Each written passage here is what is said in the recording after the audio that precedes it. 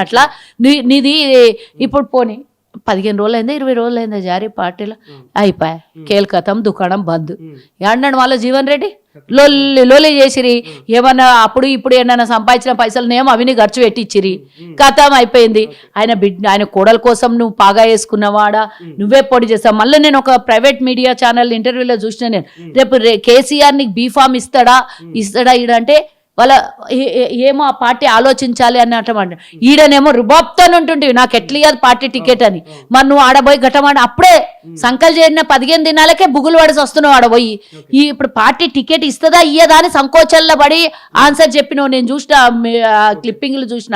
మరి నీకు అక్కడ పోయి ఇప్పుడు నువ్వు బీఫామ్ అడిగే దమ్ము లేకుండా అయిపోయిందని. ఈడుండింటే నీకు ఇంటికి తెచ్చిచ్చింది బీఫామ్ కాంగ్రెస్ పార్టీ. రుబాబ్తో అడిగినావు నువ్వు. ఈడప్ప ఒక్కడు కాకపోతే ఒక్కటి ఓడిపోతే ఇంకోటి, ఒక్కటి ఓడిపోతే ఇంకోటి రుబాబ్తో అడిగినవి. నీకు రేపు పొద్దున భవిష్యత్తు ఉన్నదో లేదో తెలియదు. నువ్వు పోయినావు కామ్గా పోయింటే అయిపోయినా.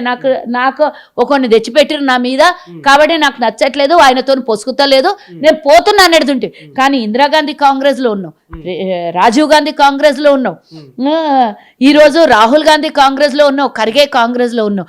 ఇంత చేసిన కాంగ్రెస్ ని తిట్టడానికి నీకెట్లా మనసు ఒప్పింది నాకు చెప్పు. నువ్వు కాంగ్రెస్ ని తిడుతున్నావు, రేవంత్ రెడ్డిని తిరుగుతున్నావు, అందరినీ తిడుతున్నవే. నీ మనసు ఎట్లా ఒప్పింది? అసలు నిజంగా నువ్వు ఇట్లా అంటే నువ్వు ఏంటన్నా మెదగలుగుతావా? కేసీఆర్ కి నీకు సమసూచే కాదు, నువ్వు ఆయన కన్నా సీనియర్వే, ఆయన కన్నా పెద్దోనివి, పెద్ద మనిషివి నువ్వు. అసలు ఆయన జాగలో పోయి ఆయన దగ్గర పోయి నాకు బీఫామ్ ఇస్తారా లేదా అని సంకోచంలో పడ్డటువంటి వ్యక్తి గురించి మనం ఎంత తక్కువ మాట్లాడితే అంత. ఇప్పుడు అయిపోయింది కాదు, వారం రోజులు 15 రోజులు హైపు మీడియా క్రియేషను 2, 3, 4 వారం రోజులు 10 రోజులు నడిచిన హంగామా. ఆ హంగామా అయిపోయింది, కొత్త దావత్ షురువు అవుతుంది మళ్ళీ.